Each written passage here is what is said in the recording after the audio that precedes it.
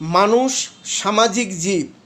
সমাজবদ্ধতায় একে অন্যের সাথে শুভেচ্ছা বিনিময় একটা চিরন্তন ভদ্রতার নামান্তর মাত্র। পথে ঘাটে বাজারে দীর্ঘদিনের ব্যবধানে দেখা হলেই কে কেমন আছে জিজ্ঞাসা করে।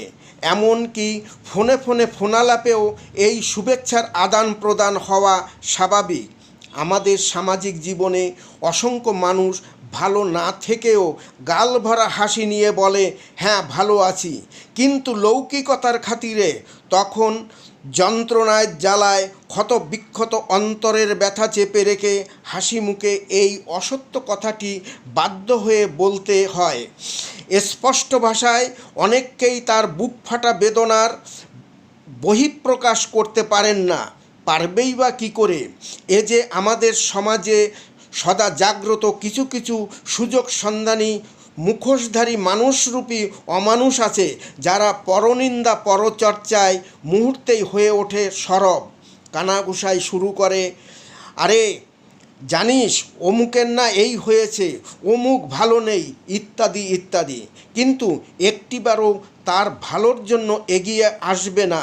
অথচ সেই ভালো না থাকা লোকটির মানসিকতার জন্য আবার কেউ বা করে প্রশংসা।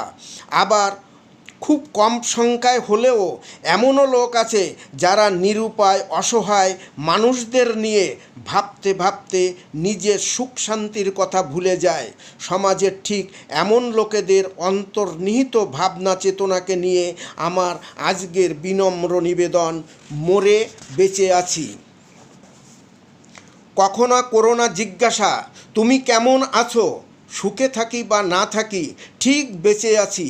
কেমন আছি কেউ জানুক আর না জানুক, সে তো আমি জানি।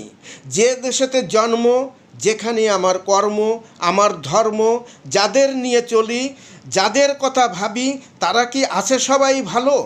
বাঁচতে চেয়ে হাজির যাদের মরণ, তাদের মাঝে আছি আমি, তবে বাঁচার মতো বেঁচে নেই, মরে বেঁচে আছি।